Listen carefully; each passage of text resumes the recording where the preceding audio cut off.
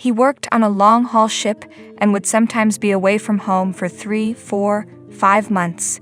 But he brought in good money, and his family, his wife and 2 children, lived off it.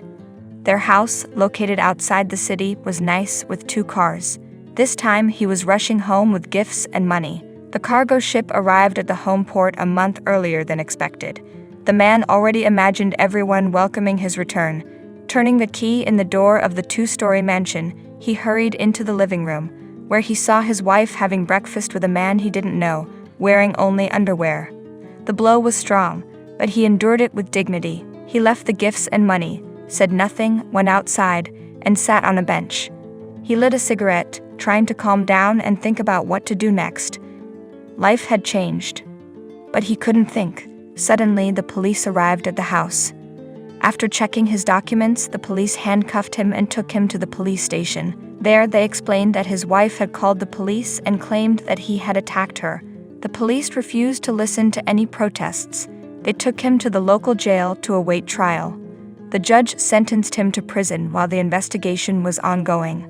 A public defender, a law student, was of little help. So he sat for 6 months, trying to make sense of what was happening and constantly asking himself, why? After 6 months, a trial took place, where his ex-wife, they had already divorced by then, and her lover claimed in unison that when he returned home, he attacked both of them. They were supposed to receive a hefty settlement, but the judge, an elderly woman, for some reason, didn't deliver a verdict. She questioned the police representatives if there had been any complaints from the wife before. Well, everything proceeded as expected.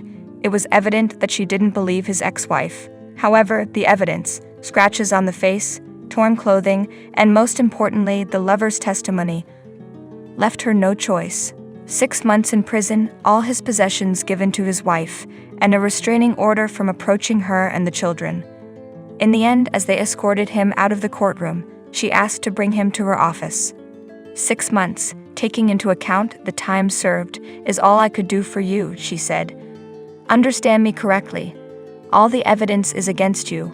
Try to come to terms with what happened and start a new life. He left the courtroom having already served his sentence, without money, home, account, or family. That's how it went. Fortunately, he had a sister. Thank God for caring women. She rented a small room for him near their house and visited him. She cooked, cleaned, and took care of him. And he started drinking. Then he seemed to quit. And she got him a job as a store loader, from which he was soon fired for a dispute with a customer. And so it went. Bar hangouts, fights, and constant job changes. The question why haunted him. He couldn't explain to himself what he had done to deserve such treatment. What was his guilt? His sister told him, there's no question here. They now live in your house, drive your cars, and use your account. What's not to understand? Forget it, spit on it, and start a new life. But how to get rid of the question constantly spinning in his head, eating away at his soul and heart? Gradually, he turned into a sullen and embittered person, whom neither neighbors nor anyone else preferred to associate with, who wanted to see a gaze full of malice and hear an answer full of hatred. He understood that this was a downward path, but he could do nothing about himself. The resentment accumulated in his soul demanded an outlet, eating away at him more and more, and he would lash out at anyone who seemed impolite to him. Police interventions became a regular occurrence. One evening, returning from a bar with a throbbing head from a mix of beer and whiskey, he stumbled near his apartment, dropping his keys. Stumbling and very angry at everyone in the world, he used his phone as a flashlight to search for his keychain. And that's when he stumbled upon it. A black one-eyed kitten, skinny as a matchstick, trembled from hunger, cold, and fear. The little one huddled up, opened its only eye wide, and let out a plaintive meow. "Lord," exclaimed the man, "am I really so scary that even cats are afraid of me?" This thought pierced him, and instead of pushing the little one away, as he always did with other cats, he bent down, picked it up, and carried it into the house. There he poured some water for it and placed a plate with cold chicken pieces that had been sitting in the refrigerator for a while.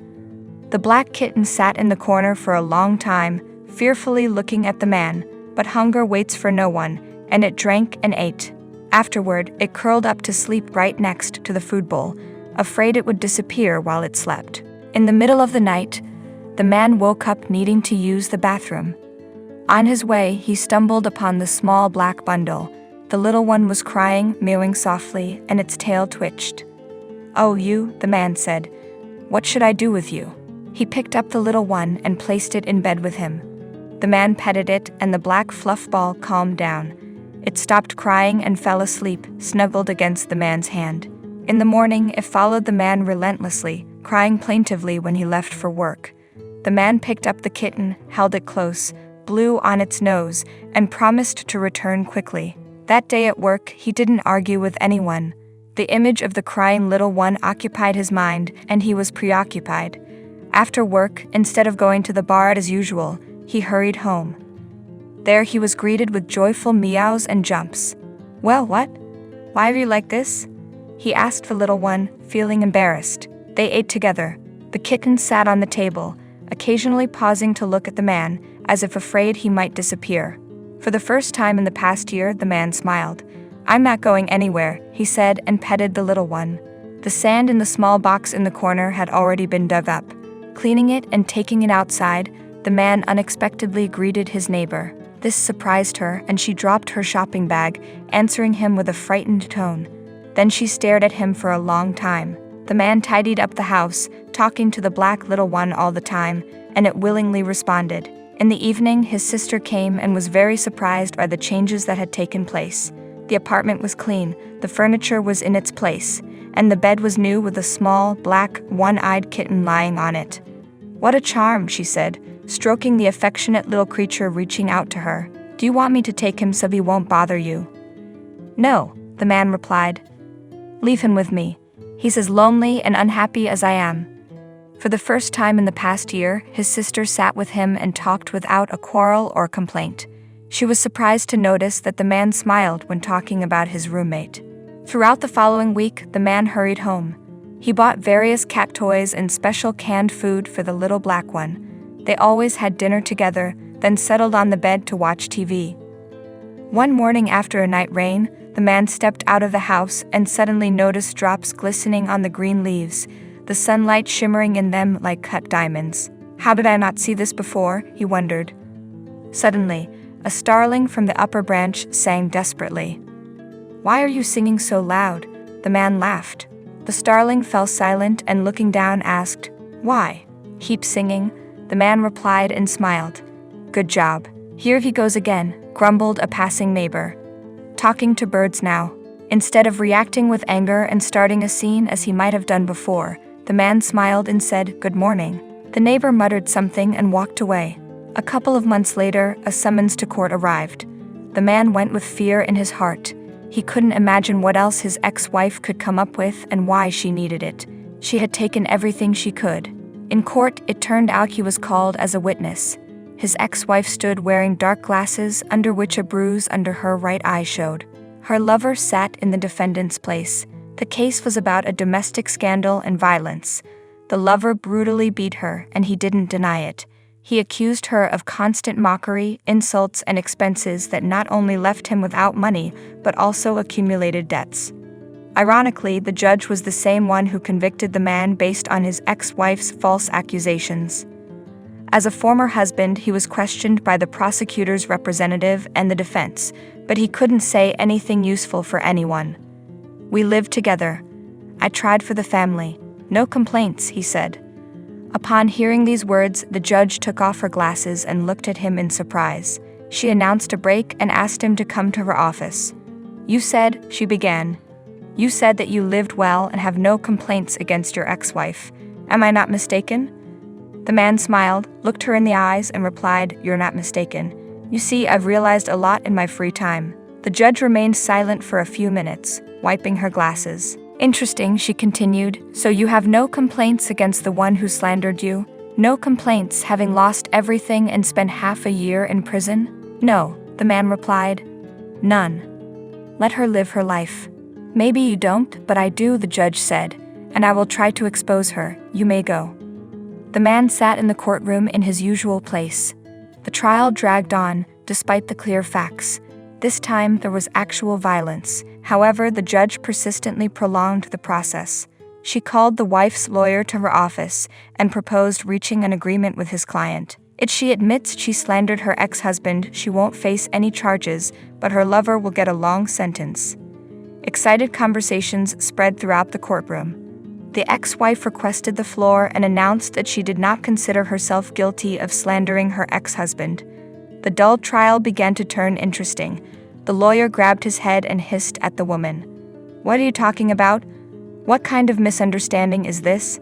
How can you be innocent of something that never happened?" "I demand a recess," he shouted, for half an hour. After half an hour, the courtroom was packed to the brim. Word of the case quickly spread throughout the justice building. The judge scanned the room for the man who had been sitting in the front row earlier, but he was nowhere to be found.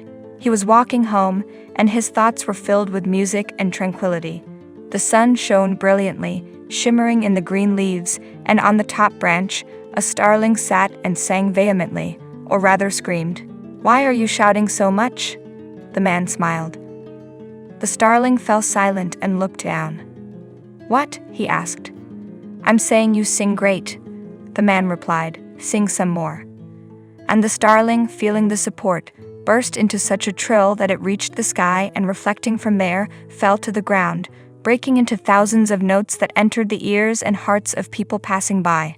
They went about their business and smiled, and one passerby, gloomy and frowning, looked at the man and said, "Drunkard, look at how far gone he is. Now he's talking to birds." The man looked at her and smiled. "Have a nice day," he said to her.